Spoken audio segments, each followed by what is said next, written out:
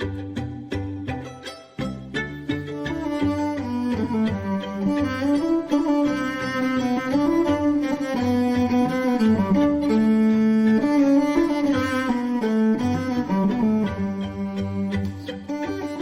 to The Lover's Hole, where we're reading through the Jack Aubrey and Stephen Maturin books of Patrick O'Brian. You're with Mike.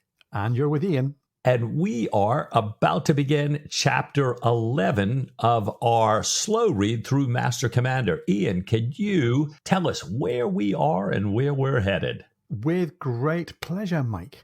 Last time, we had this ongoing personal conflict between Jack and Dillon, which was civil on the surface, but came to a head as they both sought action of some kind to ease their troubles. Jack was easing the hurt that he had at the hands of Molly Hart. Dillon having this wound to his honour in the light of his past connection with the United Irishmen. The Sophie had taken 2 prizes thanks to Jack's secret intelligence. Stephen, meanwhile, had tried to counsel Jack not to fight a duel with Dillon or turn to recklessness. They had been going after Barcelona gunboats and had once again encountered the Cacafeugo. This time, Mike winning that stunning victory, a page right out of Thomas Cochrane's playbook. But at the close of the chapter, tragically, we had lost James Dillon and young Ellis. So, Mike, this time, the Sophie's back to Mahon. We're going to hear how the victory is being reported. Jack's going to get reunited with Molly Hart. He's going to be a little bit surprised, I think, by his reception ashore. There's an unexpected end to the Cacafeugo story, 2 unexpected missions, and along the way, we're going to learn about peccant parts. We're going to revisit the music room in the governor's house with some Boccherini this time. We're going to remember James Dillon. We're going to light up the sky and get close to the French. Close enough for comfort? I don't know. Well, we join our heroes on the Sophie in Mahon Harbor. Jack is reviewing his draft of his official letter with Stephen. He's reporting about the taking of the Cacafeugo with its 32 guns, 22 long 12-pounders, 8 9s, 2 heavy carronades, and 319 men. As part of that letter, he laments the loss of Lieutenant Dillon, says he's unable to render just praise for Dillon's gallant conduct and impetuous attack. He also reports the loss of Mr. Ellis, a supernumerary. That is, not a regular member of the ship's crew. Right. And as Jack's reading this through to Stephen recalls, he tells Jack, I saw Dillon for just a short while on the Cacafeugo, right after Jack had kind of hollered for everybody to come meet him at that gangway there. He said he saw Dillon pistoling a man, putting his sword through an enemy who had beaten down the Sophie's bosun. That with another attack, Dillon's sword had broken on another man's breastplate or breastbone, but Dillon had taken the stub and was repeatedly stabbing him right through the heart. And Stephen recalls, you would not believe the happiness on his face, the light on his face. And I assume Stephen's talking about Dillon, not the guy getting stabbed here. I think so. Right. Well, Jack's letter goes on to praise the great exertions and good conduct of Mr. Pullings, a past midshipman and acting lieutenant, who I beg to recommend to their lordships' attention. He calls out the bosun, the carpenter, the gunner, the petty officers, but O'Brian notes he leaves Stephen Maturin out at Stephen's request. And Ian, this is kind of an interesting slight variation from Cochrane, right here. It's not. Yeah, really fascinating about the connection to Cochrane, and really fascinating about what we're learning about Stephen here as well. Stephen's, how should we put this gently, his future occupation or his interest is getting another little discreet airing here in the fact that he's been withheld from this letter. The letter that Jack Aubrey has written in the text that we're hearing about here is pretty much word for word a transcript of Thomas Cochrane's real-world letter about the capture of the Gamo, except for a couple of things. First of all, except for members of the crew who he chooses to name, Jack chooses to name, Dillon, Ellis, and Pullings, and those 3 weren't part of the real story, and the first lieutenant of the Speedy survived, albeit wounded. And second is that Cochrane made careful mention and generous mention of the conduct of his surgeon, Guthrie. So surely Stephen's conduct would have been worth a mention, just like Guthrie's, but O'Brien chose to withhold it, or rather specifically chose to have Stephen or Maturin request that it is held back. So, I'm kind of hearing what might be going on through Stephen Maturin's brain here. I've hung out with merchants in Catalan market squares. I'm well connected in non-military scientific circles. I'm aware of the impact of gossip in the intelligence picture in the Mediterranean. But then also, I'm just this unassuming guy, and I'm not your typical everyday loyal subject of King George either. So kindly leave me out of your Gazette letter, is what he's saying to Jack here. And I think that that's all pretty deliberate on the part of O'Brien. Well spotted, Ian. Now, Jack closes the letter, having noted what you might call the butcher's bill. Sophie had 3 killed and 8 wounded, compared to the Cacafeugo, who lost her captain, her boatswain, 13 other dead and 41 wounded. He sends the final copy to Captain Hart, since the commandant, Lord Keith, is at the other end of the Mediterranean. And we get this little moment of reflecting back on the quality of the letter. O'Brien says it was a passable letter. Even if it had been a model of naval eloquence, which it clearly wasn't, it would still be inadequate, as every sea officer would know. For example, says O'Brien, it spoke of the engagement as something isolated in time, coolly observed, reasonably fought and clearly remembered, whereas almost everything of real importance was before or after the blaze of fighting. And even in that he, Jack, could scarcely tell what came first. And Mike, I think this is a pretty common thing when people are recollecting violent, dramatic events, and especially warfare. Without the log, it says Jack couldn't remember what came after. He couldn't remember all the labour, the anxiety, and the weariness of getting this big prize with hundreds of prisoners into Mahon, getting through rough seas, doing all of this with a badly wounded boatswain. In the fog of his memory, Jack recalls Pullings shouting into Jack's deafened ear that gunboats were coming from Barcelona. He remembers firing the frigate's undamaged broadside at them until, with great relief, they turned back. Why they turned back, he doesn't know. He remembers the cries that woke him as the Irishmen of the crew had James Dillon's wake, this great kind of shouting, chanting, kind of screaming ceremony.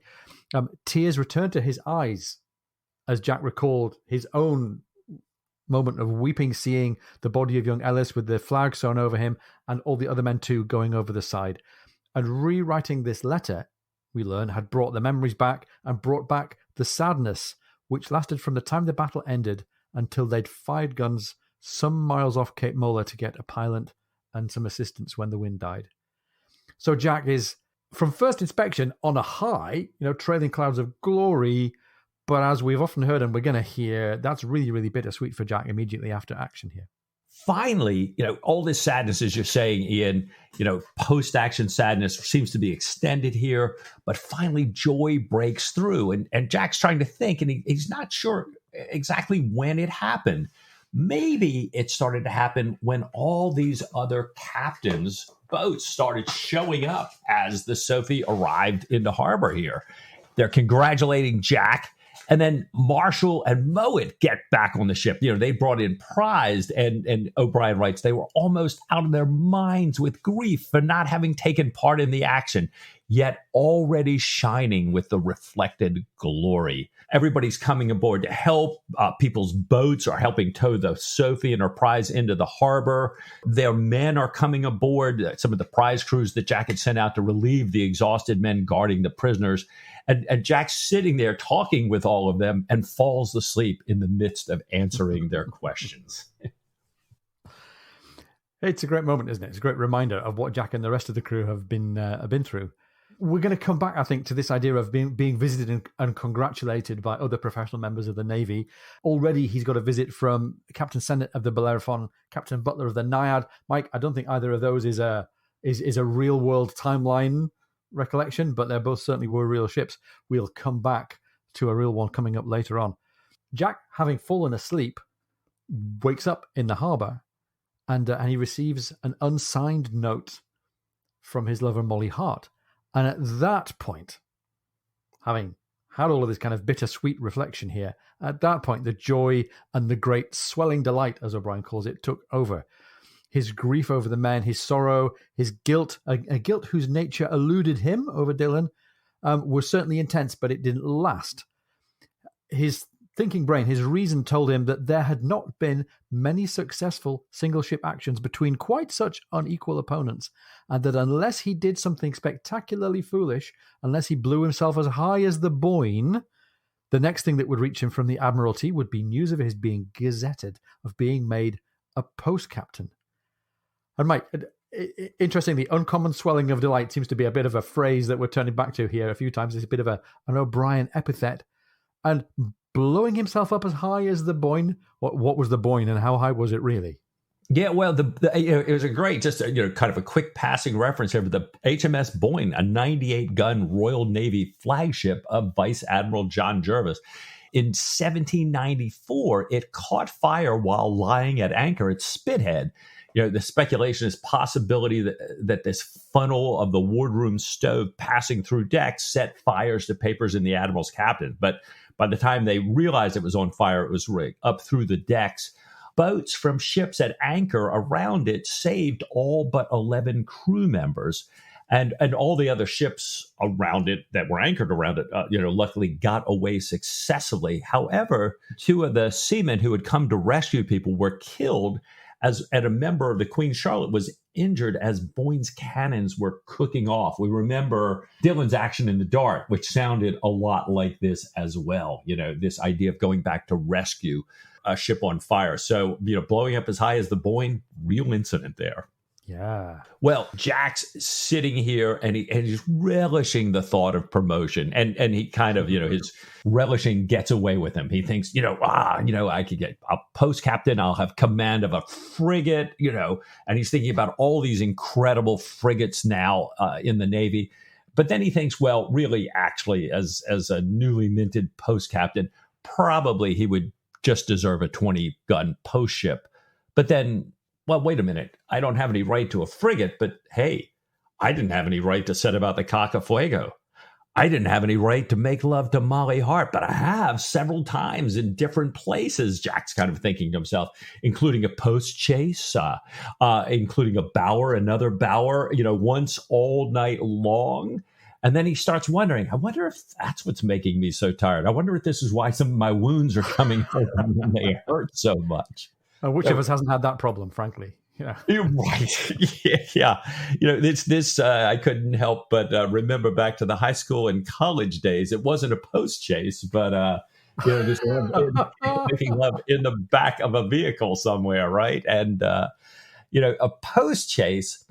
We hear these throughout the canon. I've always thought about these as kind of really nice carriages for transporting people. What I didn't realize is that in this post chase, the driver isn't riding on the coach like in a lot of vehicles. The driver is actually riding out on one of the horses. So if you wanted kind of a nice, modest way to, with a little bit of privacy, you've got your driver up there at the head of the horses while you and your love are in the box here. By the way, called post chase, not just because it sometimes carried mail, but it's not to be confused with the regular, sort of utilitarian mail vehicles, but because the teams of horses were traded out at posts along the way. By the way, Google Ngram hit 1801. Boom, we're just, here we go. Right on it. Mike, this is a really nice little moment of reflection for Jack. Again, through this book, we've got Jack, the kind of hearty, slightly naive lieutenant at the beginning, and now he's turning into a bit of a more mature character. And O'Brien, I think, is testing out his literary chops here as well. I really love this sentence where O'Brien talks about Jack blinking comfortably into the future as though it were a sea coal fire. Wow. I think he's reaching really hard for a literary style here. He doesn't try this very much more often in the future, this very, very stylistic thing. When he uses these really nice pieces of figurative language, I think we'd really notice it and really enjoy it. Right. Yeah, and we know him so much for his nautical scenes and descriptions of the sea and the sky, but this is a great line here. And boy, after everything he's been through, kind of nodding off and looking to this sea coal fire, I love it. I think it's wonderful. Yeah. Well, he feels like dozing, like sort of giving into that fire, but he decides, wait, no, it's a time to go for it. It's time to make a dash for that frigate that he really wants to seize fortune while she's within his reach. He decides he's going to write to Queenie, maybe write to his father, though his father sometimes makes a mess of things, mismanaging what little interest his family has. But first, he realizes he's got to get that public letter that he's written delivered. And right now, of course, he thinks it's a done deal. He's writing it. It's going to get sent home. When it gets sent home, he's going to have this great promotion, and he can now kind of toy with the idea of, is he going to get a 20-gun sloop or is he going to get a frigate? He's got this character of Hart kind of in the way here. Going to get ashore here, I think, and find out how the land lies with all of his different influences and stakeholders here.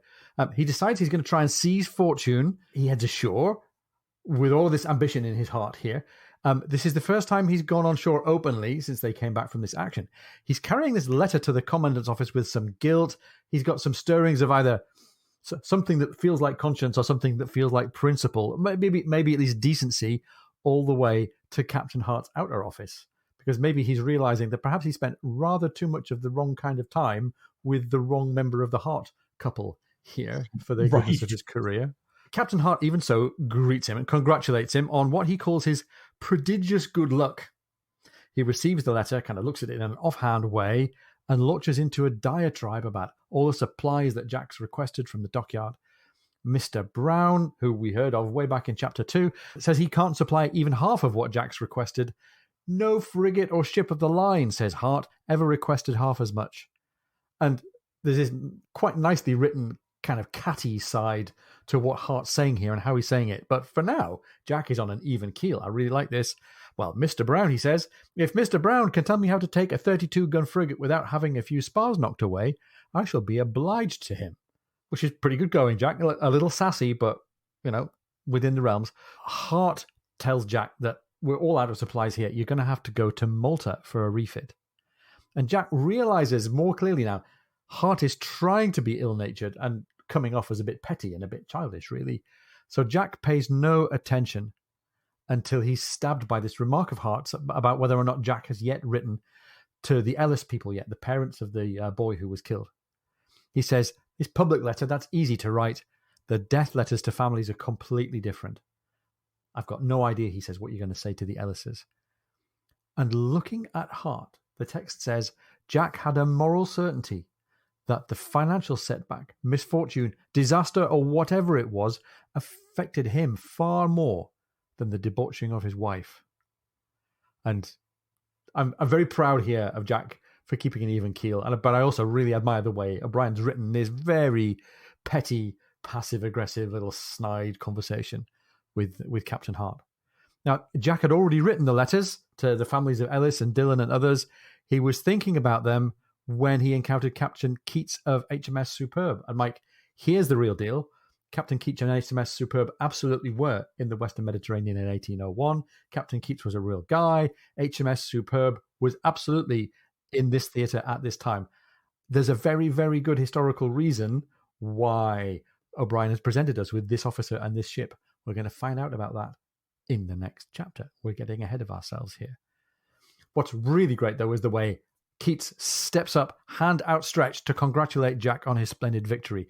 He talks about being amazed rowing around the Cacafeugo, seeing all the damage that was done, seeing the size of her. Keats offers his boatswain, his carpenter, his sailmakers to help the Sophie, invites Jack to dine aboard.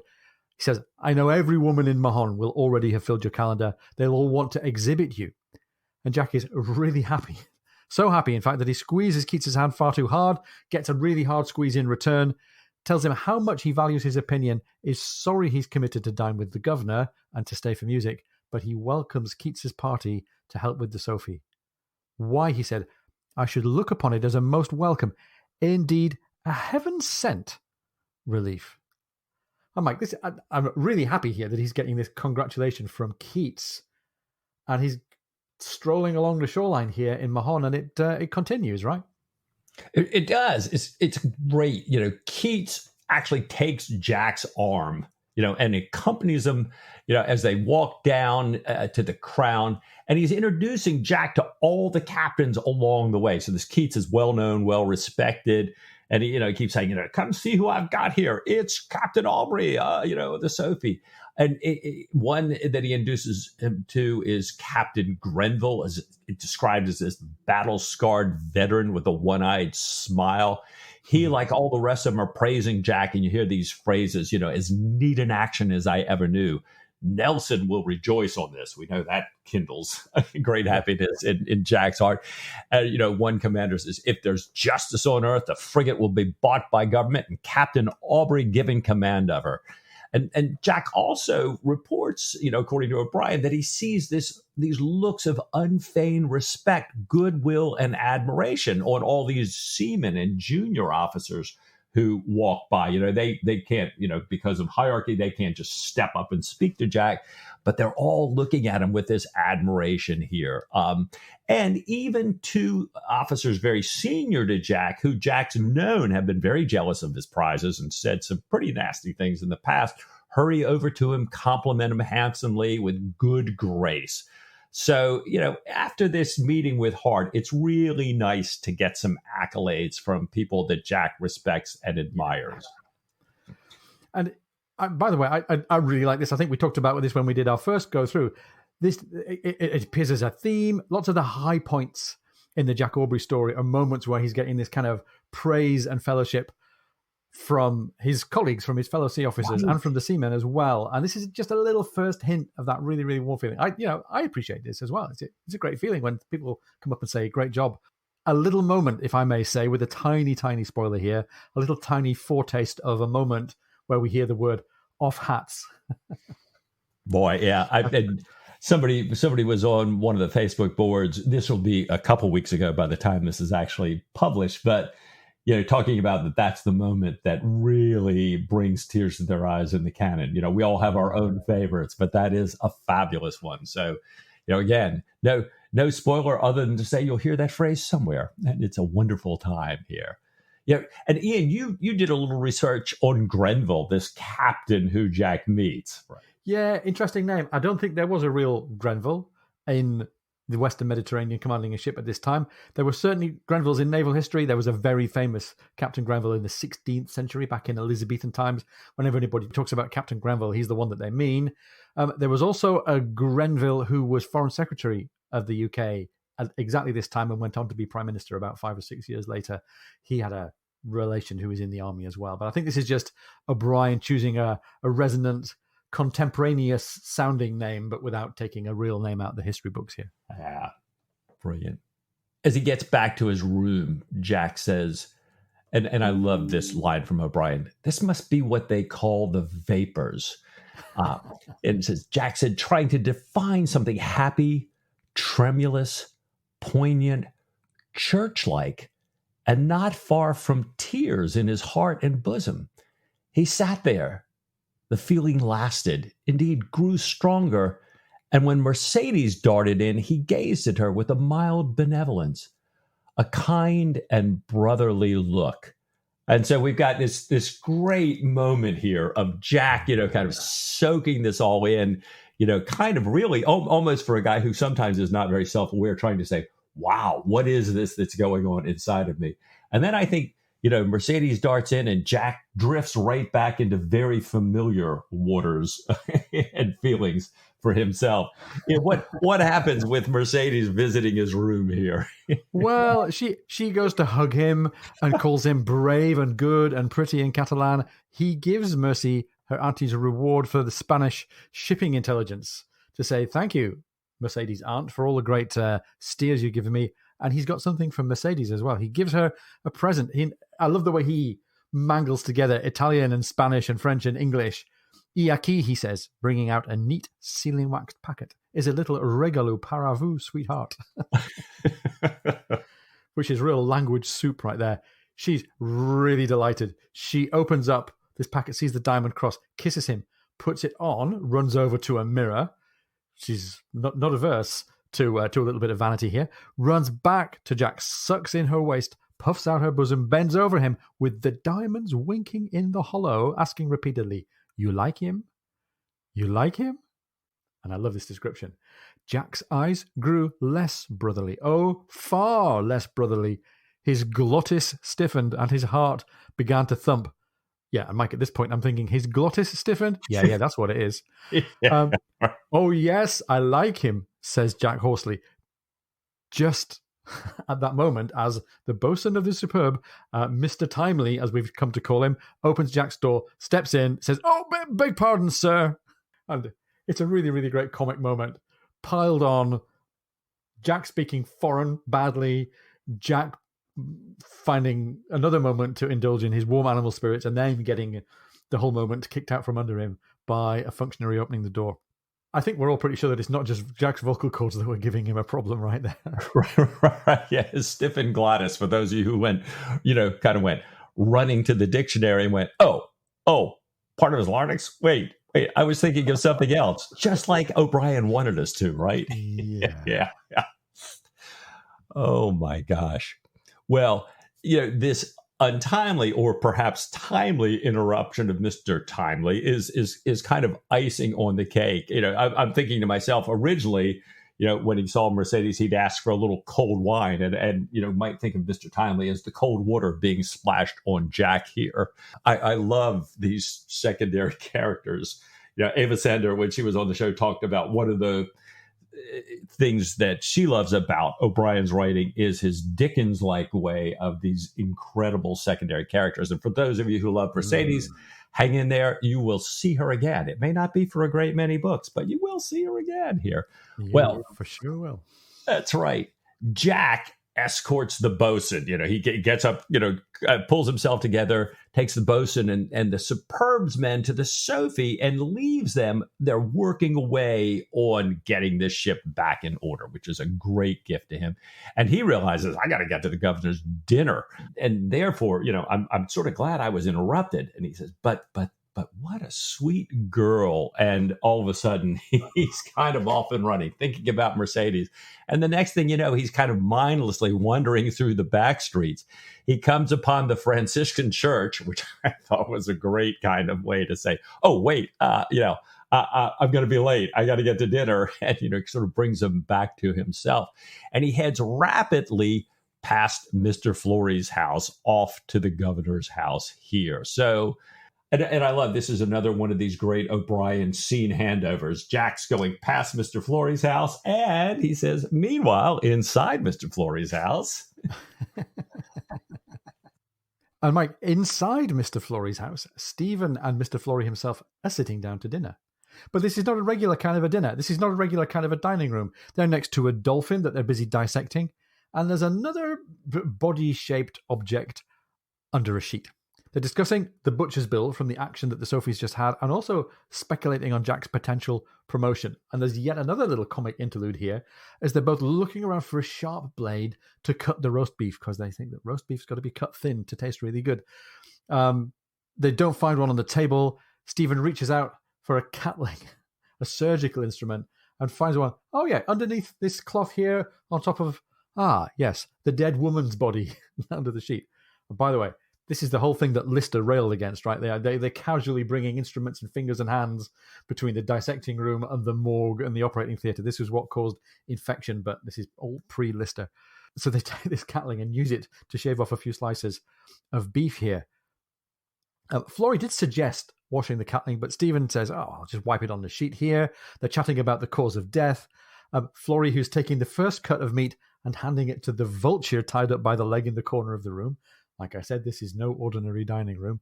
Attributes the death. I think he's talking about the death of the woman, not the death of the dolphin here. Right. Attributes the death to battering before the woman had ended up in the water, talking about amiable weaknesses, follies, and then turns the conversation back to Jack's advancement. I'm like, this is, as well as being funny, this is dark. We've got this foreshadowing of the effect of all these weaknesses and follies. We've got the relationship to the story with the praying mantis earlier on. We've got the conversation about the vulture. About maybe Mike, the vulture himself, like often happens with O'Brien, is animal personifying a real human character. What do you think? Yeah, I couldn't help but think that the vulture is Captain Hart. And, that Jack is continuing to feed small scraps of meat to this vulture with his behavior or his misbehavior. I think Hart becomes the vulture, shall we say, the elephant in the room in this and a subsequent conversation. Well, they carry on speculating then about Jack and where his conduct has got him. Flory says in this very detached way, well, if you provide a man with horns, he may gore you. Horns in this case meaning cuckolding. And he watches for the reaction from Stephen, who agrees, tosses a piece of gristle to the vulture, because he doesn't respect the vulture as much as Flory does, and the vulture can have some of the leavings, and asks him to speak candidly.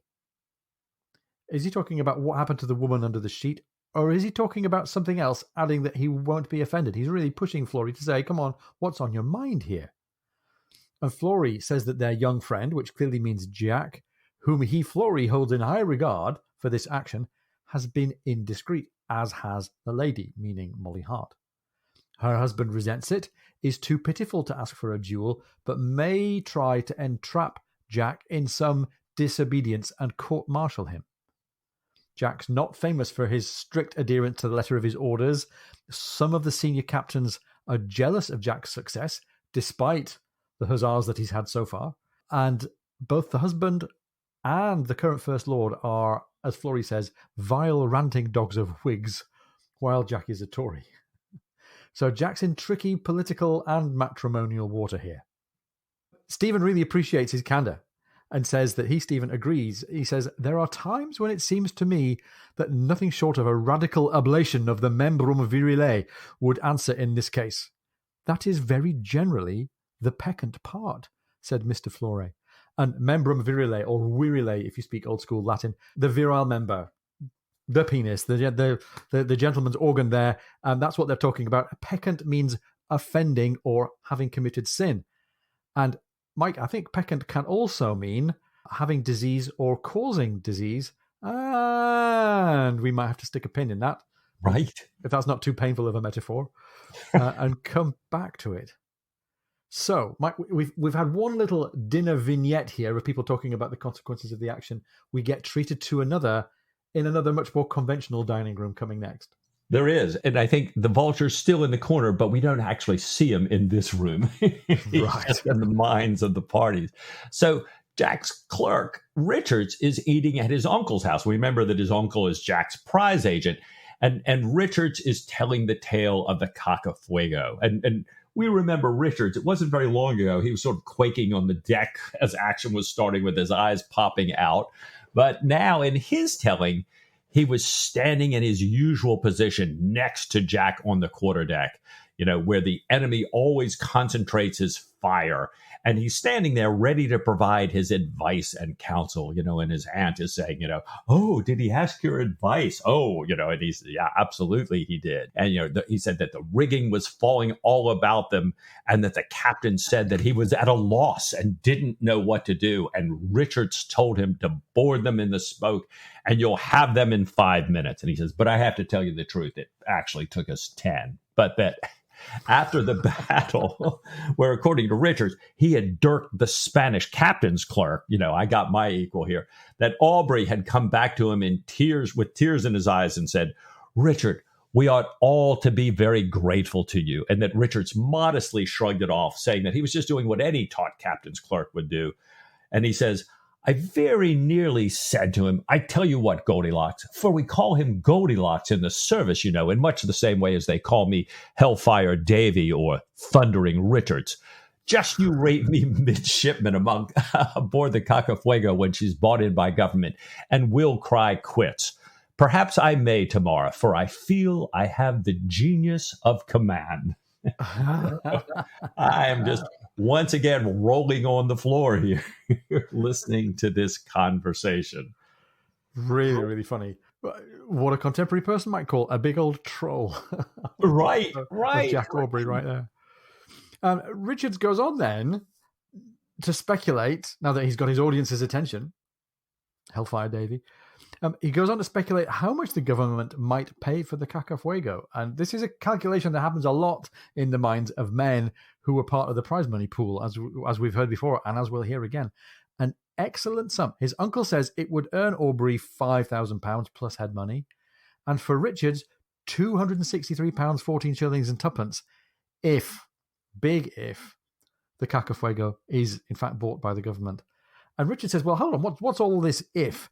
And the uncle explains that a certain person that does the Admiralty buying, he's meaning Hart, and that person's lady is not over shy, so that another certain person may cut up horrid rough, adding, in a little quote from Romeo and Juliet here, "Oh, Goldilocks, Goldilocks, wherefore art thou Goldilocks?"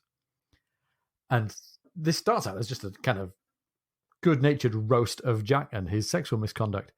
But the women really pile into Molly Hart at this point. They're not having it. They say, oh, it's all the woman's fault. It was she set her bonnet at him, the minx, the hussy. They knew the driver of the post-chaise. She should be flogged through the town at the cart's tail, and don't I wish I had the whip, the nasty cat, the wretch. And A, this is very funny. B, they use some really, really interesting phraseology. They talk about Yardo the parish bull. Jack's been playing the sire amongst the cattle. I'm really, really uncomfortable with the idea of that metaphor. Right. Jack's acting like the parish bull. He's acting like he has rights over all the women in the harbour here. I think it's funny as well how the women all set about Molly Hart. It's funny and it has a true ring to it.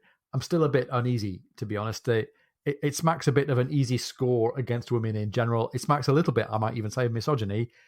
It would be different if we'd had lots of the first-person perspective of the women involved, especially Molly. It would be different if we'd heard more about this community of women, but we just get them kind of sniping cattily at each other. We get it juxtaposed with the mantis a few chapters ago. We get it juxtaposed with the dead female meat on the dissecting table.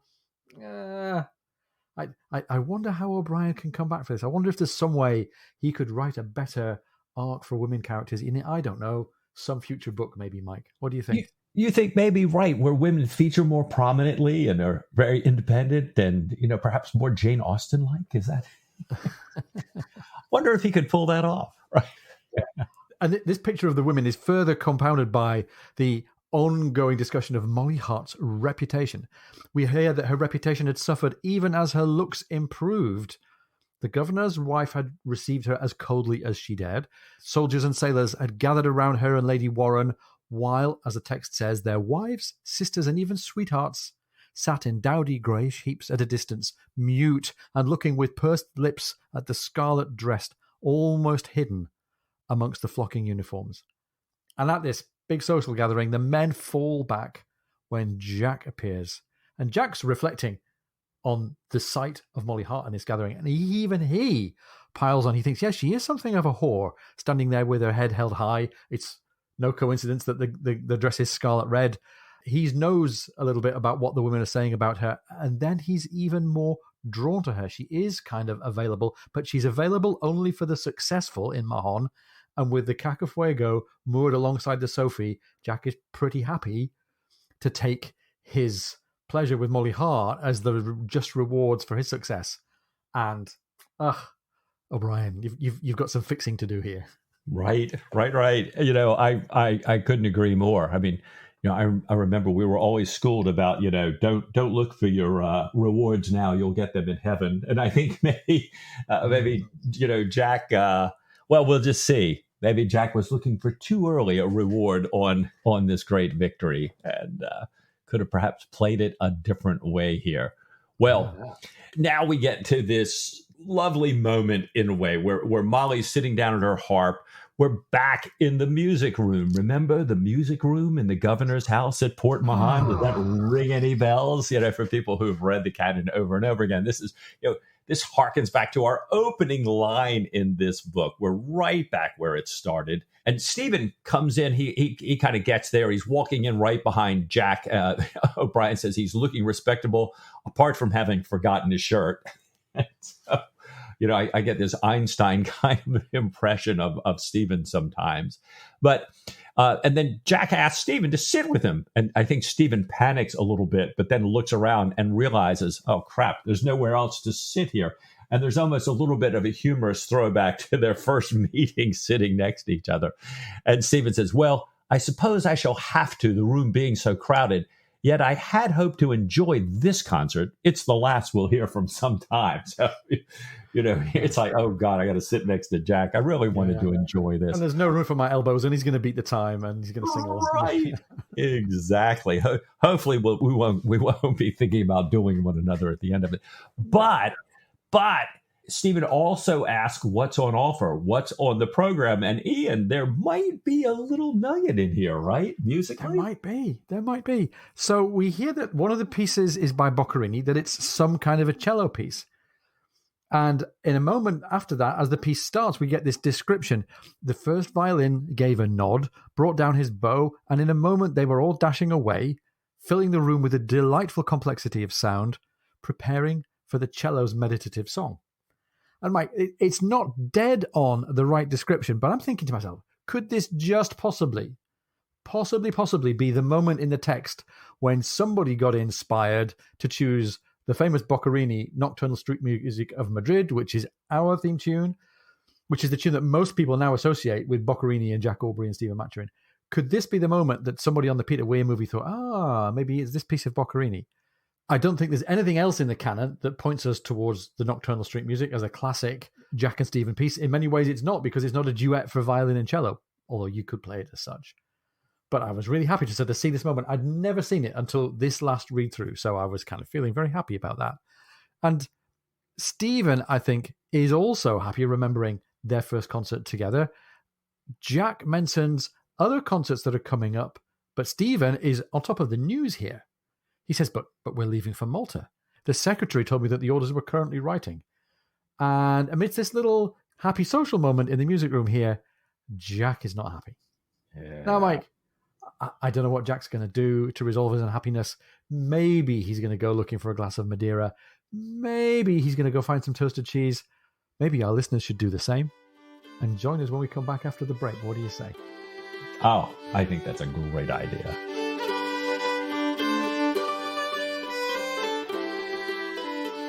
So you might have noticed that we're coming up to our 100th episode. And to celebrate that, we're going to be doing an episode dedicated to answering your questions. So if there's a question you'd like to ask, head over to facebook.com/lovershole or on Twitter @holelubbers, HOLELUBBERS, and ask us the questions that you've been wondering about for the first 99 episodes of the show. That's right. You can ask us anything serious or frivolous, personal or professional. We'll do our best to answer as many as we can. In the words of our heroes, there's not a moment to lose.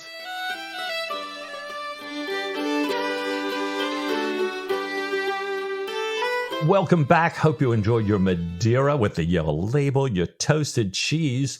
And in true O'Brien fashion, we rejoined the two of them, Stephen and Jack, not on the way to Malta, not in Malta, but on the way back from Malta. We've just jumped right ahead here.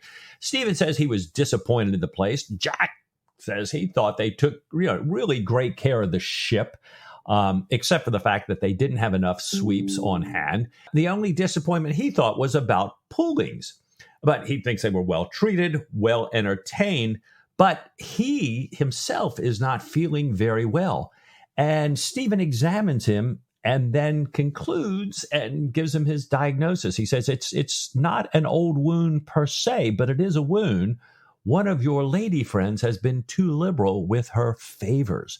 And Jack is horrified. He's never contracted a little something from one of his lady friends before. And here we get back to that other definition of the peccant part. Yeah. So apparently that peccant part received a little something from Molly Hart here. Well, Stephen places him on a strict diet and goes to fix a dose for him. And he's doing this as the ship's kind of rolling a bit. And he, like Stephen is prone to do, makes the dose especially nauseous using supplies that he brought for himself. And they make mention of specific supplies here, which are really pretty revolting here. You've had a little discussion about this recently on the gun room. Tell us more about what Stephen has bought and is mixing in here with these medicines. That's right. One of the things that he's using here is asafoetida, which is a fetid resinous gum. It's from South Asia and from India in particular. It really stinks. It's used medicinally to show patients that they're really being physicked as a little kind of placebo effect. It's also a cooking ingredient. And interestingly, for those of you who go on the Gunroom mailing server, there's been a great chat lately about asafoetida. I myself have seen it in Asian supermarkets, never had the courage to actually cook with it. And with his kind of permission, I want to quote Brian Threlkeld of the Gunroom, who gave this really great description. He says it's an ingredient used sparingly. A pinch is tossed into hot oil at the start of cooking or otherwise incorporated early in preparation because the repulsive properties of the odors can dissipate through cooking. And it really makes the flavors of the dish pop, bringing out the complexities in the main ingredients. And I love what Brian says here next. In that respect, it's like fish sauce, a condiment that is otherwise a staple of Southeast Asian cuisine, not something that you would really like to taste on its own, but crucial in creating, as Brian says, a gastronomic whole greater than the sum of the parts. So really great description. Thank you, Brian. Best wishes. He also asked us to mention when we got in touch that it's also known by his Hindi name of hing. And I can remember my mum going shopping to buy hing for a very special Indian recipe that she was cooking when we were kids, but that was a long time ago. So we have stinky ingredients in the special potion made up for Jack to cure him of his little dose here. Yeah, he's got this asafoetida, and then the other substance that Stephen uses is a substance that beavers secrete into their urine to mark their territory. So, I just can't imagine quite the recipe Stephen is putting together here. Certainly, if sailors think, if one will do me, then 10 will do me even better, mixing them this way is probably going to cure them of that inclination. Sure. Stephen finishes mixing this up and taking his drafts back, and he heads to the gun room for dinner, and he reports that the captain is not going to be able to join them tomorrow night, as was planned, because he's recovering from his wounds. Now, there in the gun room, we're introduced to a new character, and we learn a little bit about what Jack was talking about when he said that Pullings was a little bit of a disappointment from this Malta trip here. So now we've got a couple of different pronunciations here. For those of you who listen to Patrick Tall, as I do, we're talking about Mr. Dalziel. But Ian, you've got a little bit more intelligence on this name here. Tell us a little bit about what this may actually sound like. I don't know about intelligence, but it's a name that I would have pronounced DL. There have been a few famous DLs. It is an anglicization of a Scots Gaelic name.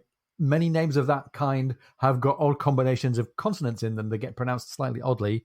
There was a very famous principled and rebellious member of the House of Commons from Scotland from 1962 till 2005. His name was Tam DL. His name was pronounced the same way. He didn't have the Z in the name, but it's exactly the same name and the same origin. So it's up to you, really. If you know somebody who's called this, then you can ask them how they prefer to be called. You can go with the other version. In any case, this Mr. DL has been sent as a first lieutenant rather than offering a promotion to Pullings. As you say, Mike, that's a disappointment. All the crew had been rooting for Pullings, pulling for Pullings, as you might say. Right. But this guy DL was the Admiral's cousin who'd been sent with a private note saying that Pullings would be kept in mind and mentioned to the Admiralty, which sounds a bit like a kiss from your sister, really, doesn't it? Right. DL was very conciliatory, but he didn't need to be, because Tom Pullings himself, as we're going to see all the way through his character arc in the books here, is this very unassuming person, the most unassuming creature on Earth, painfully diffident anywhere except on the enemy's deck, which is something for us all to respect, I think. Right. DL had, however, never seen action. He was really curious to find out about the captains and his wounds. Was he painfully cut up, he asks.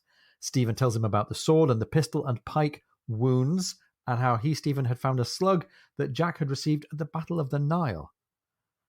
And as DL is absorbing all of this, Marshall, the master, also says, well, not only that, he'll be fretting because we're not on our cruising grounds.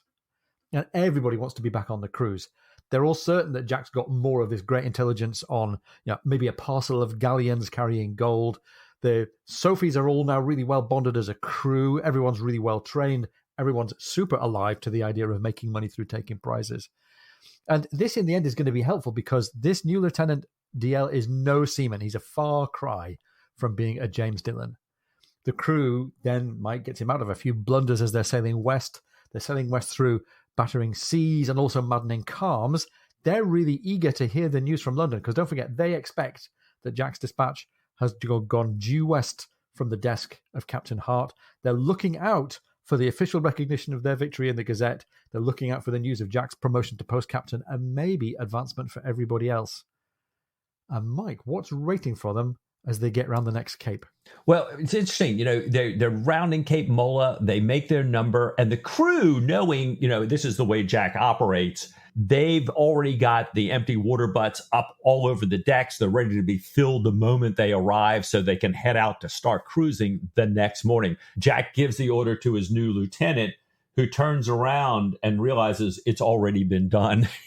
And so, is very philosophical about that. But as they come into the harbor, as they're just coming in, all of a sudden from behind the island, Hart's barge pulls alongside. It surprises everybody. It defies protocol. Usually a person is going to be good enough to let them moor, or at least give them a few minutes to prepare for the visit of this commandant coming aboard. But Jack's in a good mood. He's expecting great things here. He welcomes Hart aboard. Hart stares at the messy decks. The new lieutenant's little fat dog comes up and pees in front of Hart. It's all looking a mess. And Hart is just dressing Aubrey down, saying that the decks look like a whopping pawn shop, not the decks of a king's sloop. But Jack, seeing that Hart has some message with an Admiralty wrapper of orders under his arm, assumes it's his promotion, doesn't take the bait, invites Hart to his cabin. And the crew is anxiously kind of listening in at the skylight as Hart continues to dress Jack down. And the crew, who love Jack, but they're having a little fun. It's always good to get your boss hearing him copping it a little bit. But then they turn really solemn when they hear there's going to be no more cruise. Word spreads through the ship that Hart's telling them they used up all their cruise time going to Malta, and they're now going to convey the mail packet to Gibraltar. Cacafeugo was not bought into the service. It was sold to the Moors, as they said, for 18 pence and a pound of shit. There was nothing in the Gazette about their action. Hart says that the Cacafeugo was not a regular ship, that her captain had no commission. Everybody is furious, including the new lieutenant, who is at least really shocked by this unbelievable treatment here. Yeah, unbelievable to anybody except those who have a candid view of what's really going on in Hart's brain at the moment. Right. I'm not so surprised. I really like the change of perspective here as well. Jack's had a number of sit-downs with Captain Hart, and we've had them described to us in first person. We've been right there with Jack. They're mostly uncomfortable. And maybe O'Brien is thinking it would be boring, repetitive, to have yet another face-to-face kind of reaming out from Captain Hart here. So to make this one memorable and a bit special, O'Brien places us outside, and we're with the crew listening through the boards and bulkheads, and we're hearing their commentary. And I really like that. He often does that with action as well. He shows us naval action from a bunch of different perspectives to make the writing varied and interesting. And I really enjoyed it. Nice. Now, he's going to carry on and report this to Stephen. So he goes below and says, not only are they going to convoy this mail packet, which is a really old, slow tub of a vessel, some part of some shady deal between Hart and the guy who owns the house that the Harts live in. Not only that, the Sophie will carry the mail, give it to the packet once they reach Gibraltar. They're not allowed to go on or communicate with the shore at all. Hart's really wound this up tight to take away all of Jack's opportunities for recovery and advancement here. Right. Hart, as we find out, we shouldn't be surprised about this, but it's a real heartbreaker. Hart had not, in fact, sent Jack's letter to Lord Keith by any of the ships that had already headed out. Jack's pretty sure that his letter is in the greasy sack that he's got here, with a covering letter describing all of Hart's fancied irregularities about the Cacafeugo and her captain and her circumstances. And Stephen warns Jack, reflecting back on his conversation with Flory earlier on, Hart is trying to catch you out in some kind of disobedience and ruin your career. He's saying, Jack, don't be blinded by your anger. And Mike, this is a really big undercut. For all of us who are sitting here reading on Team Jack, we're really, really pissed off with this. We were having all that enjoyment, all that anticipation, right, enjoying all the approbation of colleagues, and it's all gone. Well, Jack says, he's not going to take the bait here. He's not going to react like that. But he picks up his fiddle. His hands are shaking. He says, I don't even think I could play a scale right now.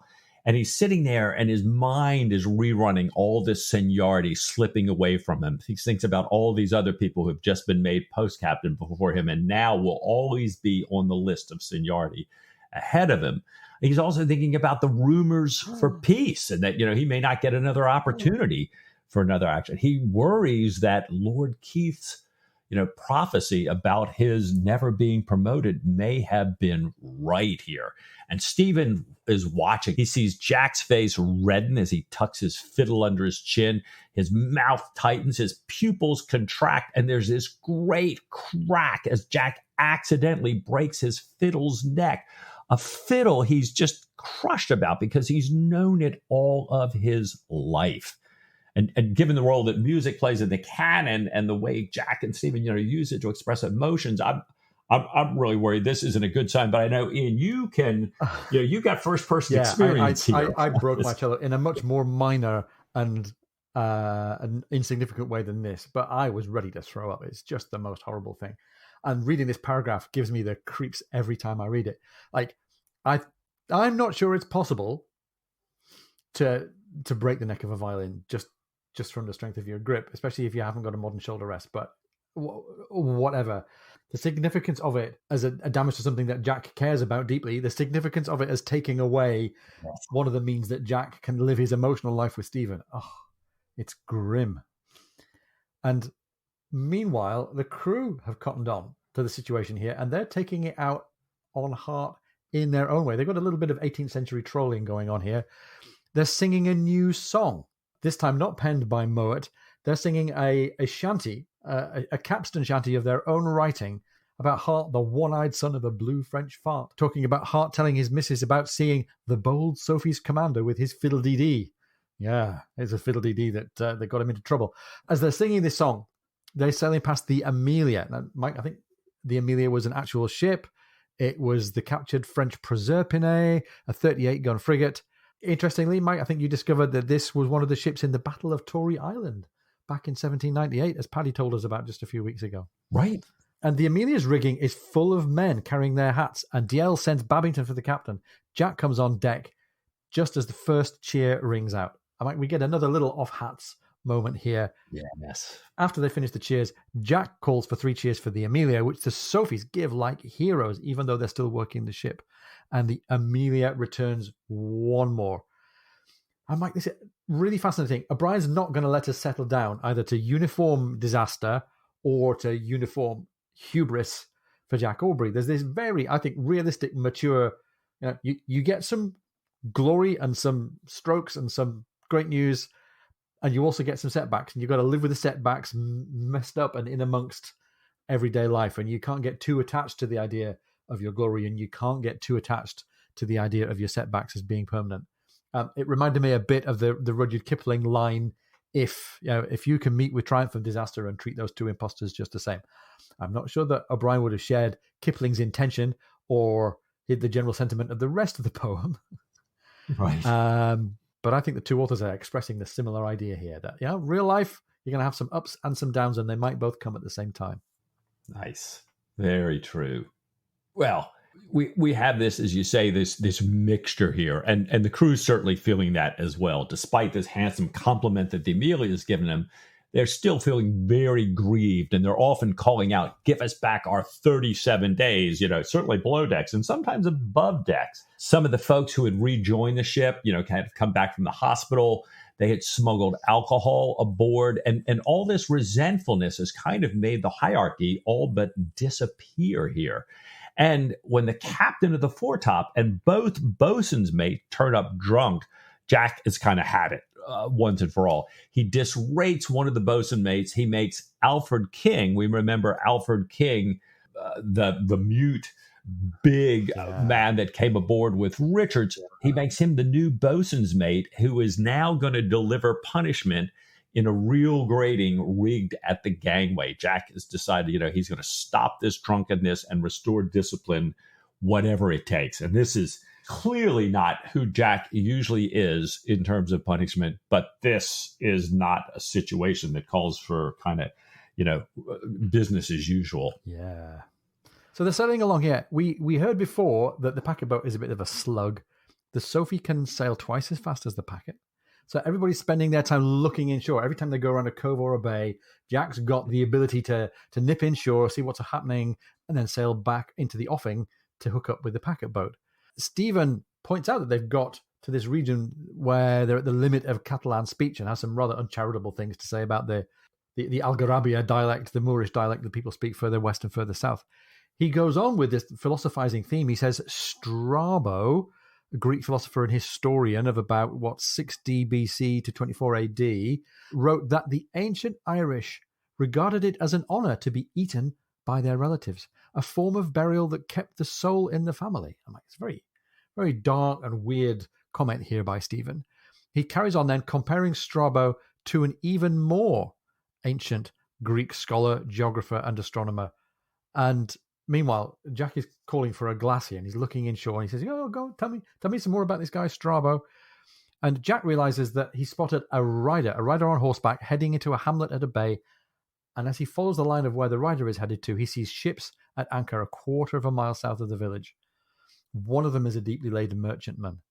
And Jack watches as these ships weigh anchor and run themselves on shore. Ooh. Now, he knows his orders are going to be, don't cut them out. You're supposed to be escorting the packet boat. But he also knows with his extra speed, he's got room to make a few maneuvers and still catch up. He also knows in the back of his mind how much Lord Keith wanted him to destroy the enemy's coastwide trade. So, waiting until evening, a few miles off the Cape, he has fire barrels prepared and goes down into the cabin with Stephen to copy some music. He complains about the hemi-demi semiquavers in these duets. Hemi-demi semiquavers, very, very short notes. And Mike, as we're going to hear, the exploits that we're about to go through here with these boats on shore, very, very precisely based on the real events of what happened to Cochrane and his crew in their 1801 cruise. But we'll pick it up as we get to it. Yeah, I love how O'Brien, as you say, takes these exact events and weaves them into our story. Of course, with Cochrane, there was no Dillon, but here there very much is. And Jack is telling Stephen that he's been thinking about Dillon all day, how much he misses him, and was probably reminded of him because Stephen was talking about Irishmen. And Jack says, you would never have thought Dillon was Irish. Yeah. He was never drunk. He didn't call people out all the time. He spoke like a Christian. He was a gentleman. He never bullied. And then Jack realizes what he's saying and who he's saying it to. And he begs Stephen's pardon. He says, I say these damn things. I regret it extremely. And Jack, is so upset by what he said here about Irishmen and realize he's besmirching Stephen here. He calls for some of his very best wine, a Madeira with the yellow labels. We've alluded to this several times, kind of a standard in the canon here. And he tells Stephen that he produces it as a sin offering, conscious of his offense. And Ian, you've got a little experience with this Madeira, right? Yeah, interesting. I love this description of it as being dry and unctuous. And unctuous is a very fancy word. It might mean kind of rich and fatty. It might also mean excessively or ingratiatingly flattering. I don't think he's talking literally about there being fat in Madeira, right. But it's true. It's got a very high acid content and also a very high sugar content. That's how it lasts so long in the bottle. And it's delicious. I got a bottle of 1969 Circean Madeira from my brothers and sisters for my 50th, 69 being the year of my birth. And I can confirm it was dry and unctuous, really, really sharp and fruity, but also got this real rich background to it. Delicious. Jack often notices that he's made these rather awkward, thoughtless comments about people's background, especially about Irishness, about being brought by the lee.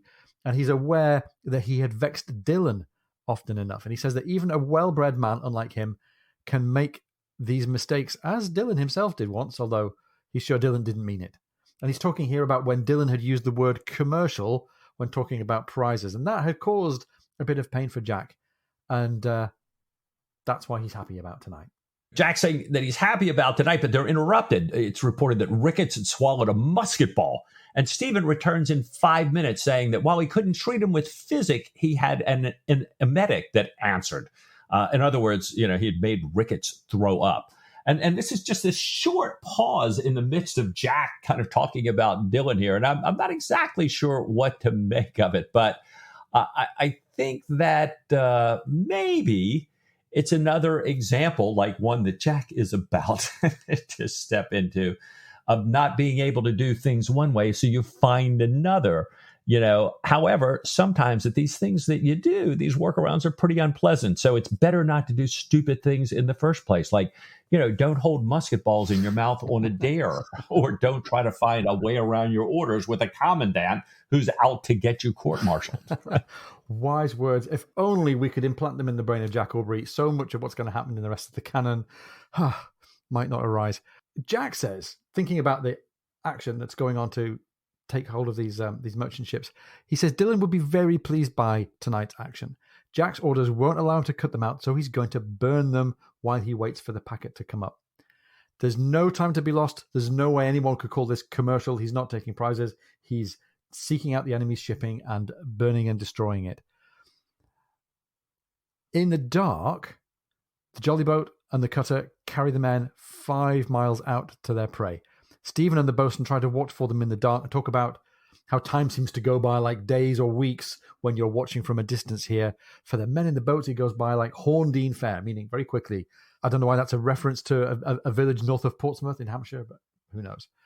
They finally see firing. It's in a different direction than where they were looking. Mr. Watt, the bosun, suggests that maybe Captain Aubrey's created a distraction. And after some time, there's shouting. 3 deep red glows on shore, and the third of those grows enormously. A ship full of olive oil ablaze. It lights up the bay, the village. They see the boats pulling back to the ships, lit by this big column of fire. Stephen's worried about the animals. They're all flying and moving towards the fire, thinking that it's daylight. It will attract every living thing, he says, thinking about the bats who would be out at night. The water begins to roll, making it hard for the boats to get back, but the wind doesn't allow for the Sophie to head for them. Sophie's got to stay offshore where she is, or she'll get embayed. And Mike, this whole episode, again, is precisely Cochrane. Immediately in the time after the taking of the Gamo, Cochrane and the Speedy were sent to escort a packet to Gibraltar. As they escorted the packet, they came across these 3 merchantmen. The merchantmen drove themselves on shore. They set fire to the merchantmen.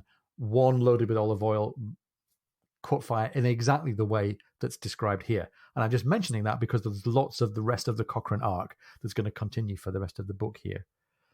Unknown to them, the same flames were lighting up the decks of a squadron of French ships 8 miles offshore. And Mike, this is a little reminder of that kind of God's eye view that we got of the Cacafeugo a few chapters ago. Light from one place is illuminating at the same time something a long way away that we can't see in the same frame of view. 3 French ships, the Formidable, an 80-gun ship of the line with the flag of Rear Admiral Linois. The Indomptable, an 80-gun ship. The Désert, a 74-gun ship under Captain Christy Pallier, a splendid sailor we hear. And the Murion, a 38-gun frigate, although she's much further offshore. They head in to see what's afoot. They tack in succession. They're being handled beautifully by professional officers and prime seamen. And Mike, again, this is absolutely spot on. These 3 ships commanded by these 3 captains were absolutely in this part of the Mediterranean on absolutely this date. And we're going to find out more about that, just as we're going to find out about Captain Keaton the Superb in just a few pages' time. Wow. When the Sophie finally sees these French ships, much later than usual, because they've been concentrating on their boats getting back, so they don't see them until just after the boats have returned. But the crew is kind of greeting these French ships with joy. They haven't sort of sussed out who they are yet.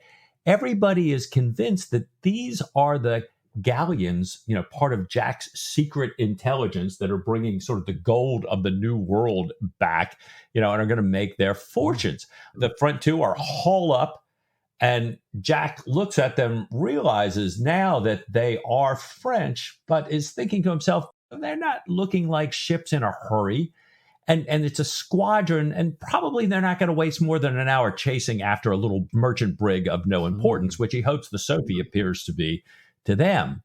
But he does see how fast they sail and how well they're handled, and hopes that, however, with the weather gauge, he can get just far enough past them that by the time anything kind of gets realized, the admiral's going to have recalled them here.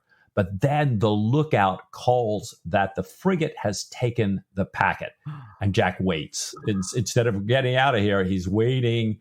And after 5 minutes, signals do break out on the admiral's ship, just like he thought they might. But they're not recalling him. They're telling the Dessaix, and it stops heading inshore. It changes sails, quickly turns towards Jack, and 2 other French ships start for the Sophie as well. It's clear the packet has now identified the Sophie to the French. And now we're in real trouble here. Jack says he's got everything spread, every stitch of sail, everyone's doing their job, nobody's needing orders. He's looking up, though, at the threadbare Admiralty sails and comparing them with these beautifully well-cut sails that the French ships have got. He wishes that he'd bent the new good quality topsails that he'd bought for the Sophie out of his own purse. The wind dies, and he orders the sweeps out. And Mike, there's a little Chekhov's sweep moment here, because way back in chapter 2, we heard about how the Sophie was equipped with these sweeps, which is a fairly archaic practice. We heard that they hadn't come back from Malta with quite the full complement of sweeps either. But these sweeps, these great big oars, are out. The Dessaix is pursuing them, firing her bow chasers. The wind dies completely, and they work, even though they're shortfall sweeps, together as a crew to try and propel the Sophie along. Stephen sees that this is not just for the hands. There's an officer at every sweep, and he himself jumps into an open seat and pulls on a sweep. In 40 minutes, all the skin is gone from his hand. Wow. I don't know why Jack thinks that they need extra motivation, but he notices that it's mealtime, and he thinks, well, I'm going to help everybody out here. A double ration of cheese for everyone, since there's not going to be anything hot for a while. And Mike, we get this really slightly kind of sideways remark from the purser who says, I fancy there will be something uncommon hot coming soon. Right. This is the guy, remember, who was arguing with the bosun that Jack's going to get them all killed or captured a short while back, right? Yeah.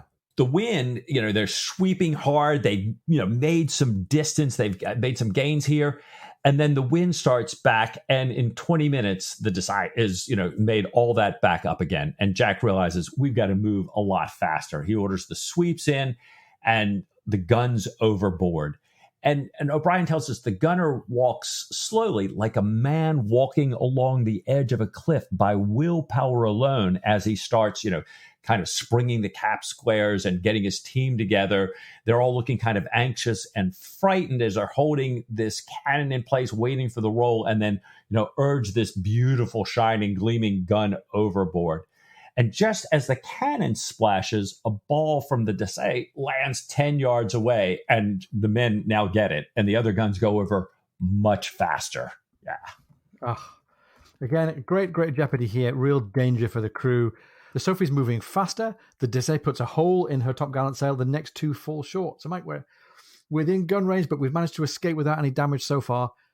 Jack thinks that he can come about twice as fast as the Dessaix, even though there's not very much wind, not as much as the Sophie likes.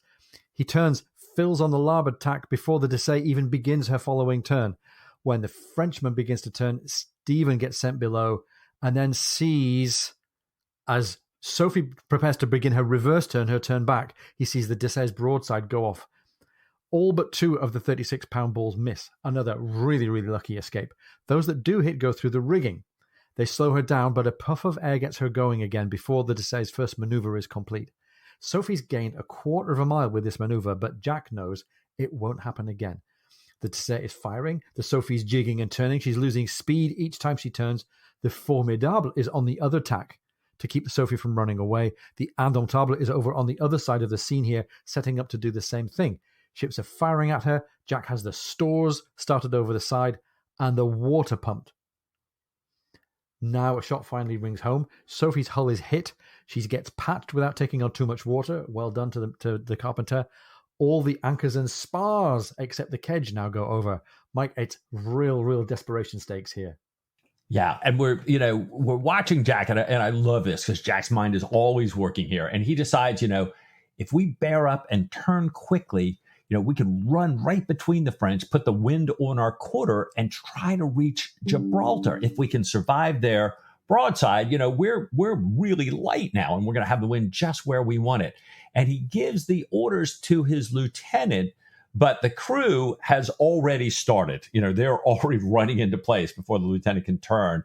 And watching the French ship, Jack just times this surprise turn to the second, gives the order.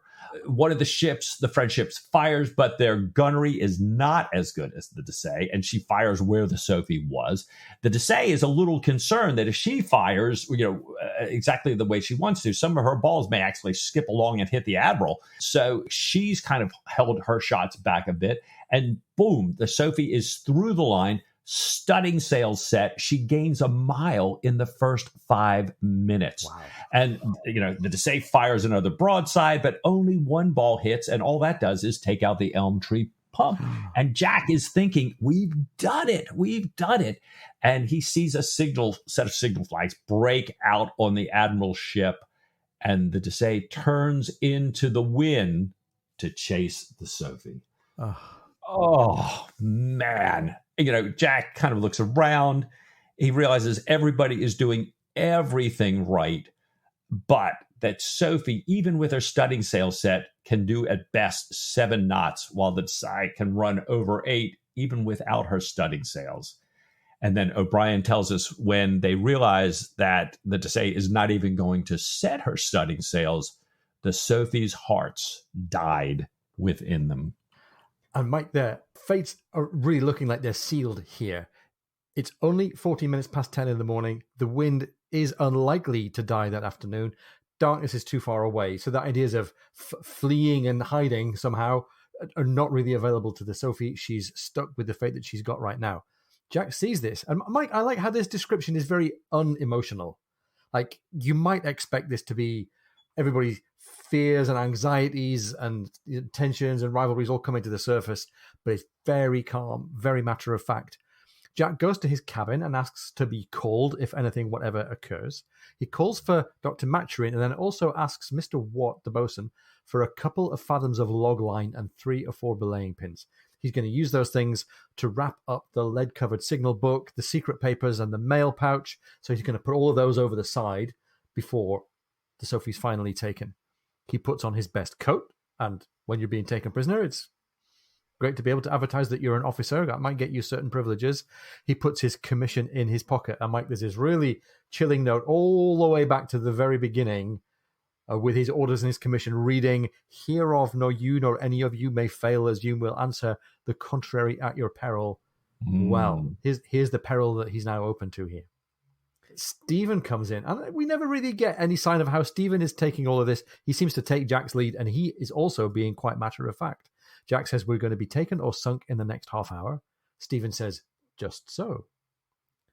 Jack tells him to bring anything that he values, telling him how prisoners are often robbed. He says he was taken in the Leander. They took the surgeon's instruments before he could operate on the crew. So Stephen goes to pick up his instruments, and Jack reminds him to bring his purse. And Stephen goes, oh yeah, money. That might be important too.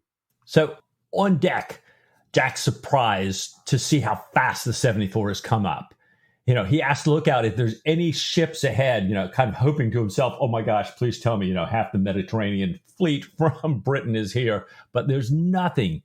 And then he tells his lieutenant, look, he shows him the package. If anything happens to me, you toss this over at the last minute. So the men are quiet, as you say, Ian. Everybody's putting on their best clothes. Everybody's finding their officers, and they're entrusting them with any objects that they hope to preserve. And I love this. O'Brien tells us some of the different ones. Babington, for example, has a carved whale's tooth. Lucock, Bondin's cousin, has a Sicilian bull's penis. So once more, here we are in moral jeopardy. But, O'Brien can insert a penis again in this chapter to remind us that this is what got us here to some extent. And Jack wonders, why they haven't fired for the last 20 minutes. The Dessay is pulling up on them. It's now within musket range. And then he realizes, we're about to be riddled with grape shot. He drives his package straight into the sea. And as the Dessay orders the broadside, Jack takes the wheel. He feels the life of the Sophie under his fingers, and he heaves strongly on the wheel when the Dessay brings her guns to bear. The Sophie's main topgallant mast and foretopsail yard come down almost together, along with all these blocks and ropes and splinters. The grape shot strikes her bell, and there's this silence. The round shot had missed her stern, but her sails and rigging are completely wrecked, and the next round would destroy her entirely. "Clew up," called Jack, continuing the turn that brought the Sophie into the wind. "Bondin, strike the colors." Oh my gosh. Wow. What a turnaround from the previous chapter. Right. No, we don't have Bondin striking the colors on the Cacafeugo. He's striking the colors on the Sophie. Yeah. Oh my gosh. Wow. And by the way, this is once again exactly what happened to Cochrane and the Speedy after they captured the Cacafeugo. Exactly the same friendships, exactly the same situation, exactly the same officers. Remarkable, really remarkable, jinking and ducking and diving. But in the end, the inevitable happened. Yeah, and it's funny, even if we didn't know Cochrane's history, we can't say that we haven't been warned by O'Brien all the way through here. It's fascinating to still see these issues with Dillon, even after his death, still playing into things and how it's affecting Jack and his decisions. We can still see that Jack and Dillon, while they were certainly different men, they were very, very similar in so many ways. Like Dillon, Jack's here, he's turned his troubled times into action. And to some extent, it did Dillon in. To some extent, it's done Jack in too a little bit. Yeah. And I'd really love to know. I'd love to have a quick conversation with Jack before he goes aboard the French ships to say, assuming they get the chance to go aboard the French ships and there's not another broadside coming, was Molly Hart really worth it? Oh my gosh. Yeah. So they're clearly expecting potentially heavy-handed treatment on the part of the French. We haven't encountered the French Navy much at all yet, except really at a distance. We've heard more about the Spanish Navy and the local Spanish civilians than we have about the French Navy. We do know that this is the absolute straight up and down, professional, highly trained, highly motivated component of the French. This is all before Trafalgar. This is when the French Navy were roaming the Mediterranean and the Atlantic. We are not really given any idea what to expect for the treatment of Stephen and Jack. We've been given a little bit of karma earlier in this book with the delivery of the French master's wife's baby. But, that's the smallest peek into anything. I'm sure you have a son. Very true. Yeah. Very true. We came all the way back in this chapter to the music room. We've got Jack breaking his fiddle. I'm wondering, there's one chapter left. Where's this thing going? What's going to happen next? Has Hart won? Is Lord Keith right? Has Jack completely sort of done himself in? Yeah. And how are the French going to treat not only Jack and Stephen, but the rest of the ship's company as well? What does that mean for Jack's career? What does that mean for Jack's continued presence in the Mediterranean? Mike, I think there's only one question. What would you say next week to just a little bit more Patrick O'Brien? Well, as Jack so famously said to Captain Keating, why, I should look upon it as a most welcome, indeed a heaven-sent relief.